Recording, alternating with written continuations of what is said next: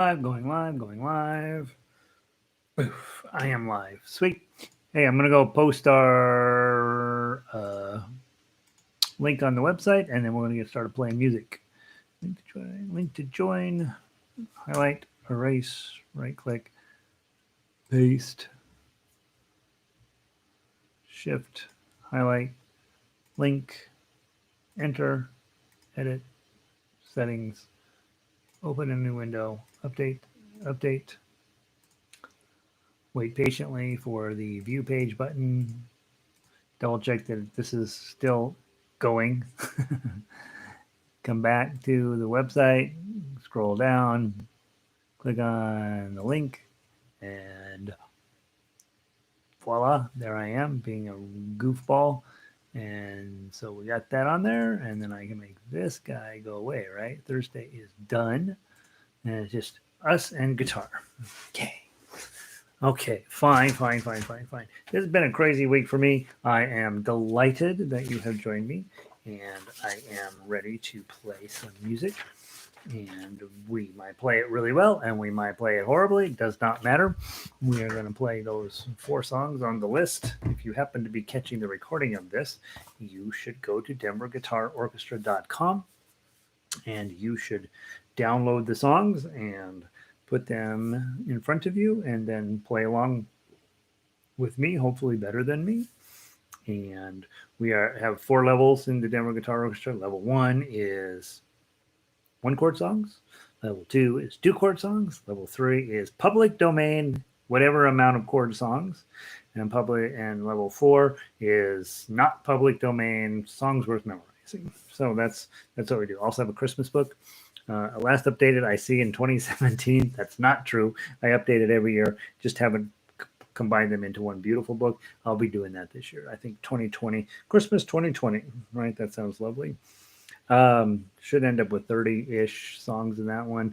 20 in books 2 and book 3. 30 songs in book 4. I can peek really quick and see how many songs we have in the program, actually. So that would be fascinating to think about. On the website, the little MP3 counter keeps it up. 127 tunes in there, and I've just finished up this morning, I think. Remember Me from Coco. So that one will be number 128. So we're racing on toward 200. That's the plan, anyway. Well, we're racing on toward 5,000, but they take a little while to put together. So let's play from the Denver Guitar Orchestra website, our first tune, which is Frère, Jacques. And normally we would have played this yesterday, right? Hey, Arlo, back from a week on the boat. All right, Arlo survived. That's nice. Good to see you, bud. Glad you're here. So the yesterday we would normally have talked about Frère Jacques, but I took yesterday off, and so we're going to talk about it right now. Okay, Frère Jacques is in A. First of all, if you're level 1, make sure you're holding your guitar correctly. 45-degree angle up against your body, probably sitting between your legs, even though it's weird. Okay, if you want to play Western style, you can, but you're going to make your life harder. It's just that simple. And this is hard enough as it is. The chord we're going to be doing is A, index 4, middle 3, and ring 2. Don't see your thumb. Okay, nice round fingers here. Beautiful. Gonna sound nice. Keep your pinky useful for other things. Okay. First, let's sing it. Okay.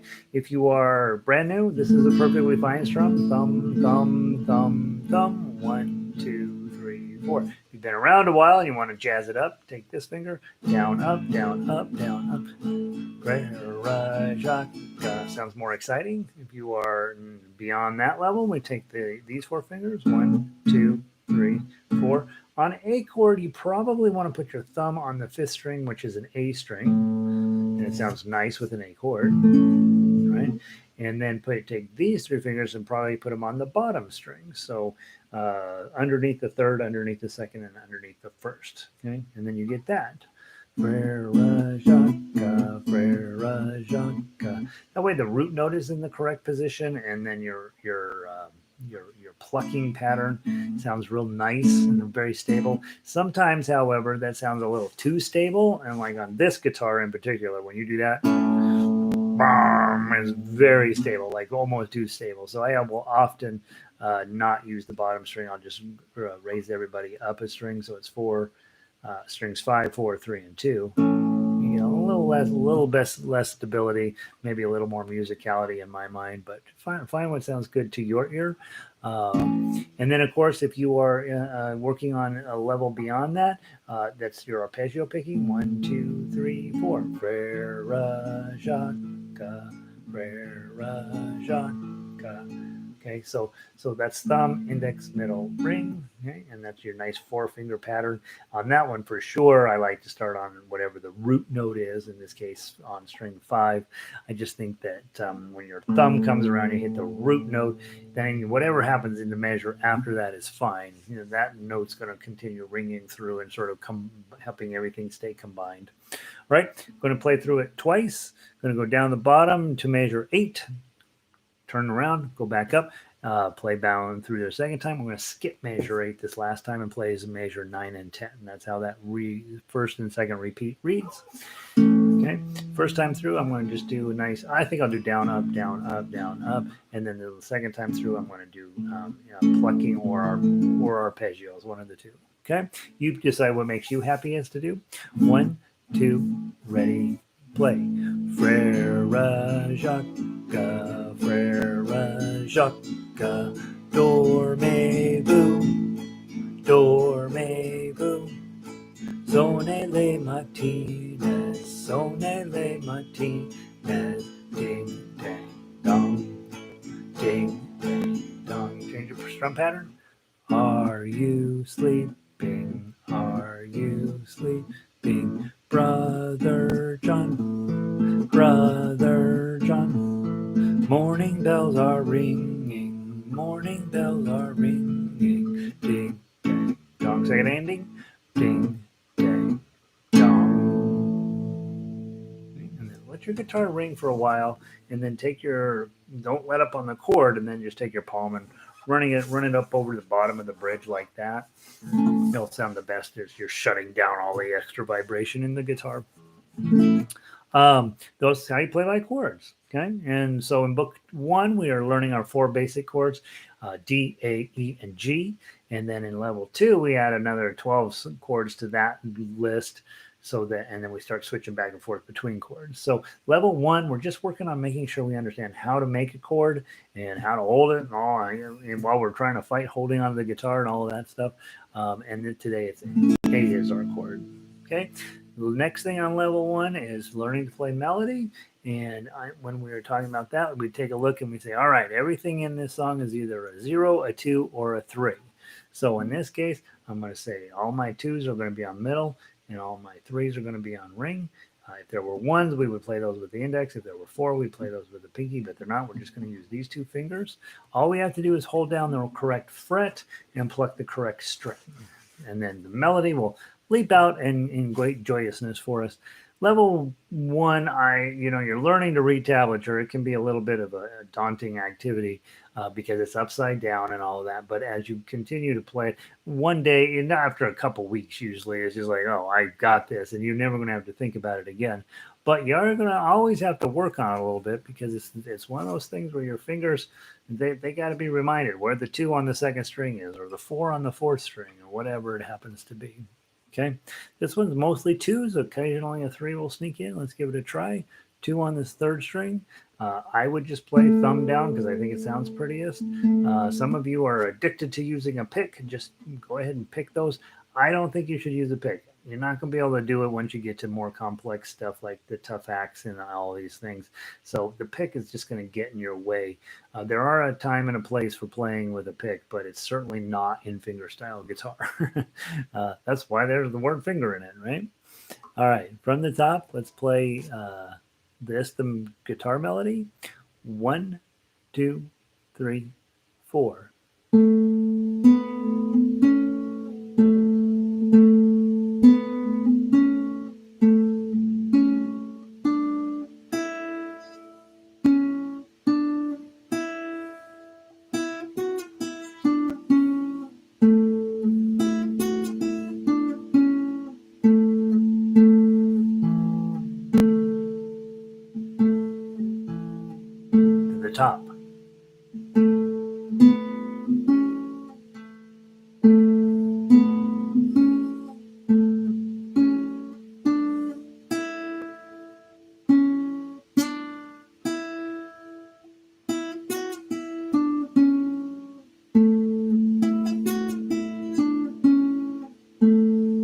Second ending.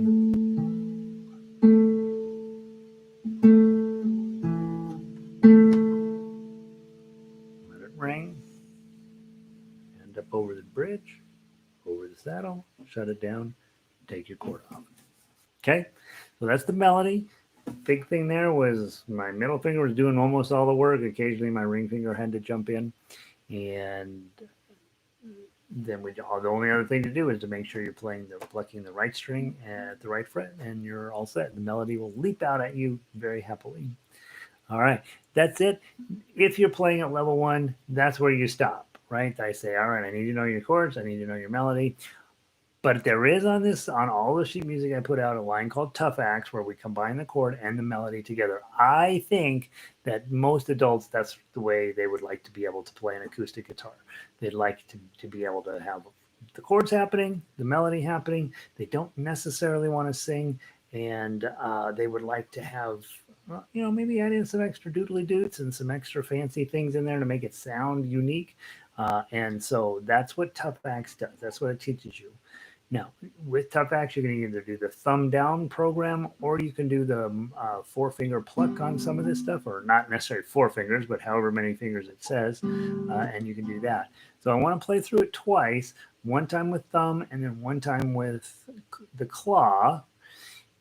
If you are new, this is a place where you sit back and just watch what's going on, knowing that you're going to be playing that way here shortly. Once we get into book 2, you're going to be playing that every single time we get together. But in book 1, I really just want you to watch and see how it works. Okay, so I'm going to hold the A chord and I'm just going to play if it says 0 2 2, it's 0 2 2, and then my thumb rests on the string I'm not going to play.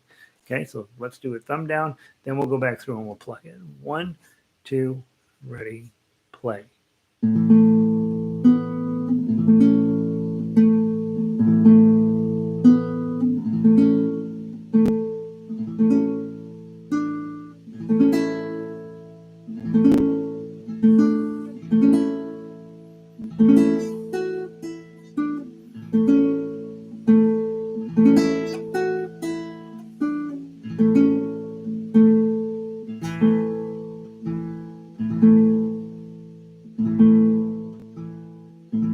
Go back. Oh, sorry.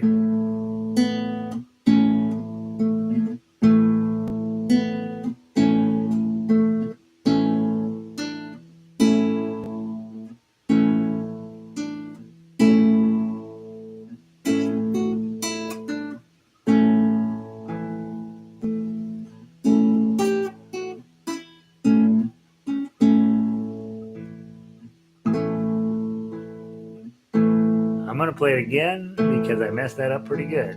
From the top.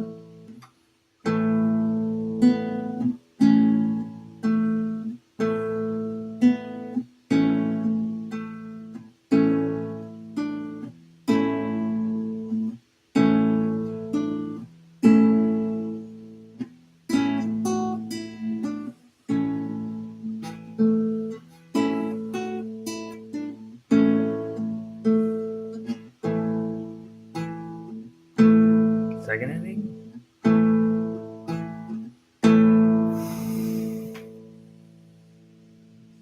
Okay, so a couple of different ways to play the same thing. And again, if you're playing at level 1, that's not for you yet. Okay, that'll be yours when you get to level 2. Level 1, it's just there so that I can play it for you, so you can see what a tough uke or chord melody arrangement looks like. And so there's that. Frère Jacques, very nice piece of music, very helpful for learning the basics. And the basics we need to come back and revisit over and over and over and over and over. And so that's one of those things where, hey, if I've got Frère Jacques and every possible way of playing it figured out, then I'm doing pretty good. Okay. Book 2 now, we're going to look at, what's the song? I think we're on Hush Little Baby, right? Hush Little Baby, little lullaby here. Not a great song, but really helpful to learn E B7, E B7, E B7, E B7. That's going to come up in your guitar life. Arlo's been, who is here in the room today, has been playing for, well, he's only 29, but he's been playing for 60 years, and he will assure you that E and B7 come up every single day. So what you want to be doing when you're working this chord is E. This is from level one, right? Index finger on the third string, first fret, then middle finger on the fifth string, second fret, and ring finger, second fret, fourth string. And so there's your E. And then to get to B7, your index finger is going to go up one, your middle finger or your ring finger is going to come down one, and you're going to add your pinky. And then back. Down, up. Okay, those are your chords, and you should be trying to play along with me on this. Okay, we'll do. Should we do two verses? Yeah, we should probably do two verses. We'll do two verses of this. I'll sing them. The first one and the last one, I guess. And your job is to figure out, do you want to strum this way? Do you want to strum this way? Do you want to strum this way? Do you want to strum this way? Find a way that is harder for you than you normally do, and do that one, right? So if you normally are this, do this. If you're normally this, do this. Okay? Try to always be stepping it up, or whatever you did on the last song, do something different on this song, and just see how it goes. The other thing, and I think that's not unimportant, you can feel chord changes coming. Your body is used to listening to music. You've been listening to music your whole life. You're going to feel when these chord changes will come. That doesn't mean you don't need the sheet music, right? At this level, you might not need the sheet music because you can really feel those chord changes coming. But with more complex music, you're probably going to need sheet music, and that's why I give it to you for everything from the very beginning. Reading sheet music will not make you a dumb musician. Reading sheet music won't make you a great musician, right? It's always what you do with it that's going to matter. And I always think, there are guys out there who are, when they tell you they don't read sheet music, they get a little overly passionate about the idea because they want to prove to you that they can play guitar without this stuff. Good for them, right? But you don't need to. There's no reason. You're not going to get dumber by reading sheet music. And what you're really wanting to do with the sheet music is using it as advice to make your playing the best that you can make it, and really try to feel these chord changes as they're coming along. Even where you don't even need to watch the sheet music, you just close your eyes and you can feel when the chord changes are coming. Let's give it a try. 1, 2, 3, 4. Hush, little baby, don't say a word. Papa's gonna buy you a mockingbird. And if that mockingbird won't sing, then Papa's gonna buy you a diamond ring. Last verse. And if that dog named Rover won't bark, Papa's gonna buy you a horse and cart. And if that horse and cart falls down, you're still the sweetest baby anywhere in town.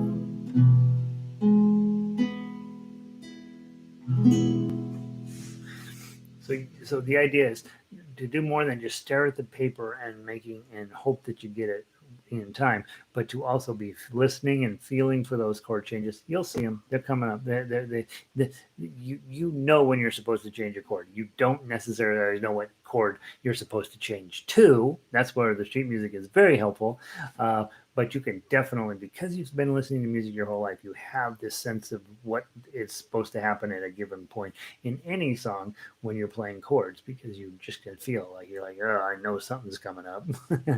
Okay, and I don't. It's not helpful from a teaching perspective for me to say, oh, you'll feel it, right? That's what the paper helps you with. But once you have the actual chords in front of you, be mindful to be listening and really feeling where they drop in most conveniently. All right, those are your chords. We don't ever want to go too far away from chords until we talk about arpeggio picking.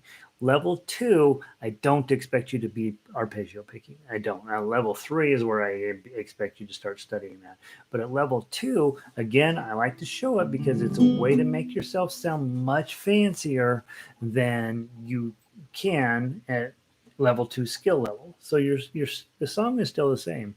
Hush, little baby, don't say a word. That already sounds fancier than hush, little baby, don't say a word. That's how basically everybody would strum the guitar. If you go to a claw and do that, it's going to sound a little better, right? You're going to sound a little more sophisticated. So then the next level is playing it with an arpeggio pattern, and then you really will sound like something. So I'm going to do 1, 2, 3, 4, 1, 2, 3, 4, or more popularly known as 1 and 2 and 3 and 4 and. Okay, so I'm trying to make my right hand go pretty lickety split while I'm holding the correct chord. 1 and 2, 3 and 4. And hush, little baby, don't say a word. Papa's gonna buy you a mockingbird. And if that mockingbird won't sing, then Papa's gonna buy you a diamond ring.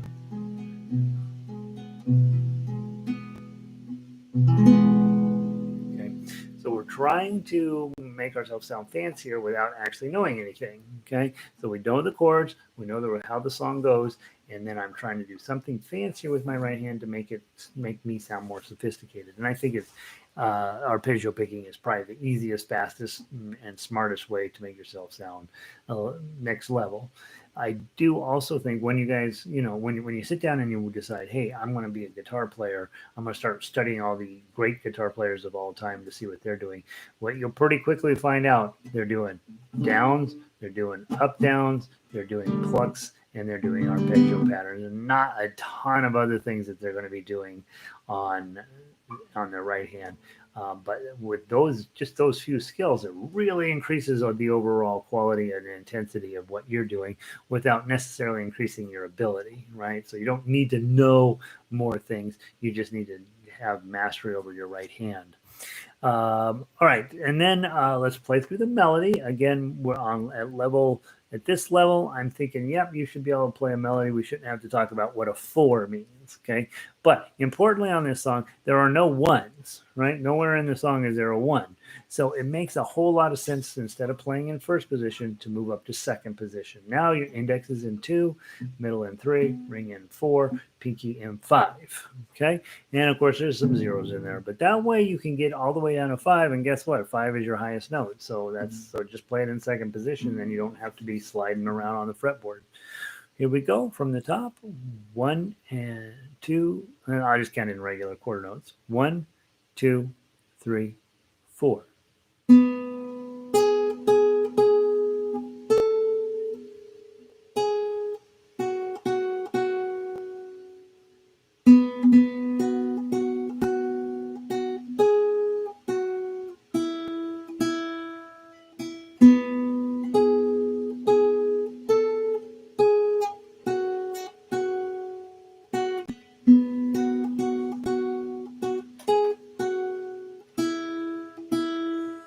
It's that simple. Not a great song by any stretch of the imagination, but it's just something to work on to make sure that, hey, I just read through that. It made perfect sense. I had one point where I didn't finger it correctly, and so I made my adjustment. And that's what we're working on. Always working on that sort of thing. All right. Finally, in this level 2, I do expect you to start messing around with the tough axe. This one is a particularly cumbersome one because you got to get your pinky way out here while you're holding your E chord. Okay, let's give it a try from the top. 1, 2, 3, 4.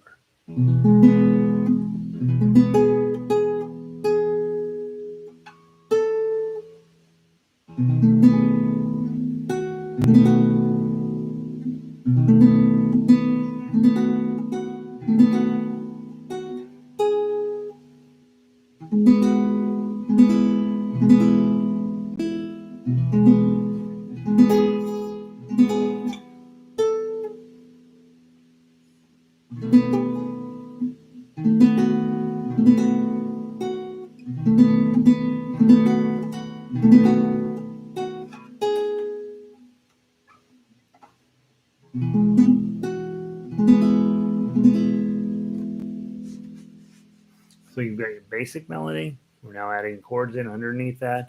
And the challenge here is this is pretty easy with E chord. This is not so easy, but not brutal with B7. But then when you add the melody on top of that, all of a sudden you're really spreading around this fretboard and requiring quite a bit of effort on your part to get it clean and smooth. Okay, what I would do with that song is if your pinky is still not doing this conveniently and happily, play that song a few times. Just get your pinky used to going further and further away from the ring finger. And then, of course, we want the ring finger to be independent of the middle finger. I mean, mine still having a tendency not to do that, right? These two are pretty independent. This guy's obviously very independent.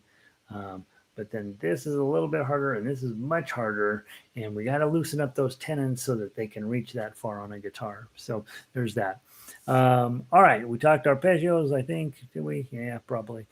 We talked enough on that song. Not that great of a song, but it's got lots of tools that you probably are going to use, not probably, that you are going to use on other songs down the road. So take a minute to learn them. Book 3, we got the ever popular and world famous Happy Birthday. Let's grab that. I took an allergy pill yesterday and I'm still dry. All right. Happy Birthday. This is a song obviously you should have memorized. First chord is a G, next two are D's, next two are G's, D, C, G, D, G. Okay, so just be thoughtful that you don't want to have to go chase down sheet music for Happy Birthday. You want to be able to strum and sing that without really thinking about it. And when you get together with a friend and you're like, oh, I'm coming over to sing Happy Birthday to you. And he says, all right, let me invite my whole family over. And pretty soon everybody's there. They're going to start singing and your job is to accompany them. And what I suggest is, if it's a larger crowd, you just need to strum and hold on for the ride because they're going to set the tempo. Everybody sings Happy Birthday with basically the same cadence. So let's do that. 1, 2. Happy birthday to you. Happy birthday to you. Happy birthday, dear Joe Schmo. I went to the wrong scene. Schmo. I can't believe it. Still our ukulele brain on. Turn it off. Guitar brain. Happy birthday to you. Better do it again. Happy birthday to you. Happy birthday to you. Happy birthday, dear Joe Schmo. Happy birthday to you. Try to get that one memorized. That's a song you should not go out and need sheet music for. You should just be able to play it. Okay. Next thing. Let's fancy it up. If the room isn't full of people, it's you and your girlfriend or your boyfriend or whatever, you want to sing them from the heart. Happy birthday. Oh, my sweet honey, I don't know what age you really are, but you look 19. Okay? That's where arpeggio picking comes in. Same chords, just a little more sensitive presentation. You're in 3, so you need to come up with a 6 pattern. 1, 2, 3, 4, 5, 6. Thumb, index, middle, ring, middle, index. 1, 2, 3, 4, 5, 6. 1, 2, 3, 4, 5, 6. 1, 2, 3, 4. Happy birthday to you. Happy birthday to you. Happy birthday. I'm not getting the rhythm right, am I? I'm getting it all crazy. Let's start from the top. 1, 2, 3, 4. 1, 2. 1 and 2 and happy birthday to you. Happy birthday to you. Happy birthday, dear Joe Schmo. Okay. And work on, there's this strum, but there's also independent when you've already playing in claw, thumb, index, middle, ring. Or do it the backwards way.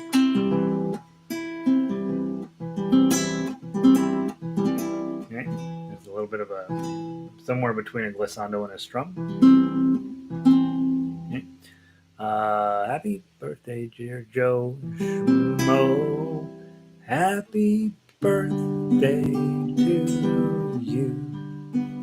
Happy birthday to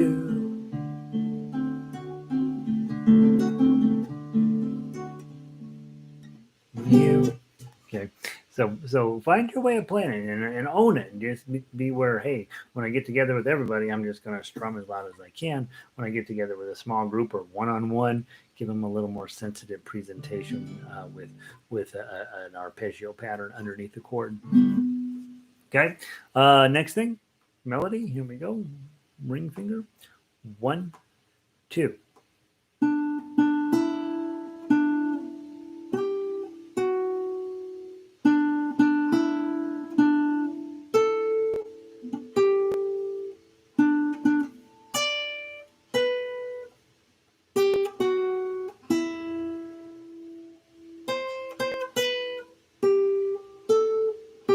One more time from the top. 1, 2.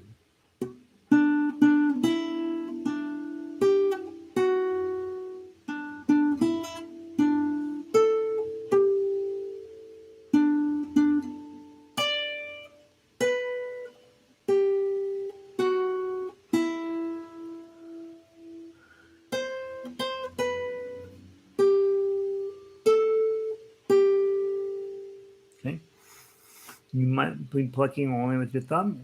As you progress into level 3, you might be trying to do that with picking with these fingers. You know, instead of switch from thumb to these fingers, you want to be able to run melody with both fingers and thumb. Okay, there's your melody. And then finally, of course, we've got our tough axe program. Okay, grab the G chord. Always grab the chord first. In this case, it's going to make sense to grab a fancy G chord. Put your ring finger up on the upper 3, and then the bottom finger, pinky finger on the 4th string, 1st string, 3rd fret. I'm going to use English. Okay, that way you've got the 3 covered. Okay, from the top, 1, 2, 3, 3, open, 3, strum, D chord. Lift up your middle finger, 3 strings, 5, and then a G chord. Couple of 3s, jump to 10, play the 0s, then the 7, then the 3, D chord, and then a nice C chord. Right, because they're going to say schmo, and then go.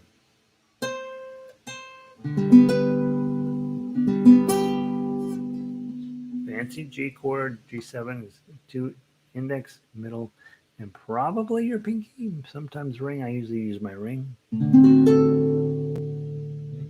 then a G chord with the fancy. Again, be nice to just have that one memorized so you don't have to come look up the sheet music. It's just done. Okay. All right. Finally, we're going. I'm rushing fast. Let's look at Lean on Me.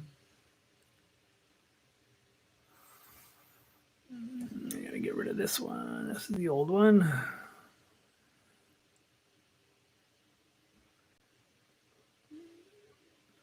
All right, Lean on Me Tough. The 2 pieces are floating around out there was Christy went through and revised them. One's called Lean on Me Tough, and the other's called Lean on Me Fingerstyle.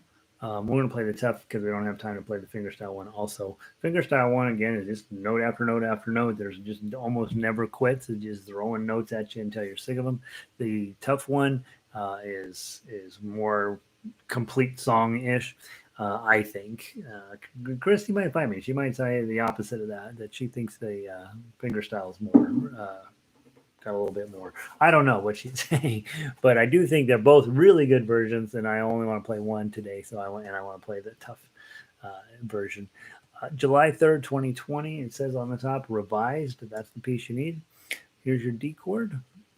Let's go through and give it a try and see what happens.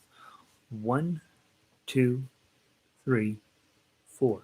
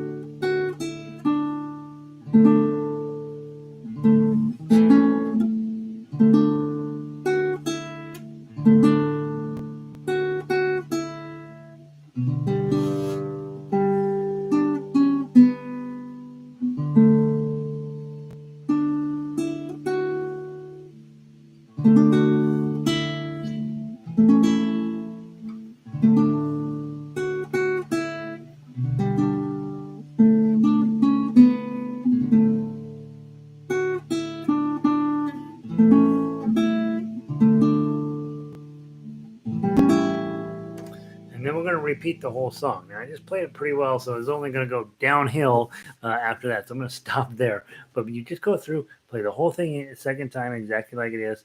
The last time you come through, you play through 39, skip measures 40 and 41, and then wrap it up on 42. A little repetitive song, just enough variation in there where you got to stay awake, and really, really pretty, really pretty piece of music. So if you guys are playing that, please keep at it. Turns out I'm terrible at running my schedule, and so we're not even going to play it next Thursday for a concert either because I have a condo association board meeting. It snuck up on me this month. So we got this piece for 2 more weeks, right? So you might as well really dig into it, see how far you can take it, whether you're playing it the fingerstyle version or the tough uke version, tough axe version. They're both the same in the sense that they can be played simultaneously. So whatever version you have that you're working on, you'll be fine. And then when we get to Thursday night, we'll have all of us together, and we'll see how well we can make, how pretty we can make that overall tune work out. It's a nice piece of music. So that's it for today. 4 songs, a lot of stuff crammed into an hour and 10 minutes. And I'm delighted you took time to join me today. Whoever's hiding out up there in the widget, always glad to have you guys. Arlo, delighted you're back. Delighted you didn't end up upside down in that boat. And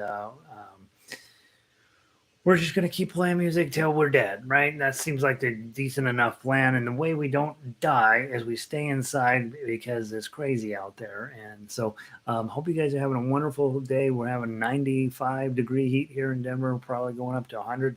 And so I'm cranky and I'm tired, and I'm going to wrap up the stream. And I hope you have a wonderful day, wonderful weekend. And I'm told the ukulele group that I'm basically cut up on email. So I could probably actually answer an email or 2 this weekend. So if you got anything to chat about, send me an email. And I am hoping that you're finding these meaningful. And I will talk to you soon. Have a great day.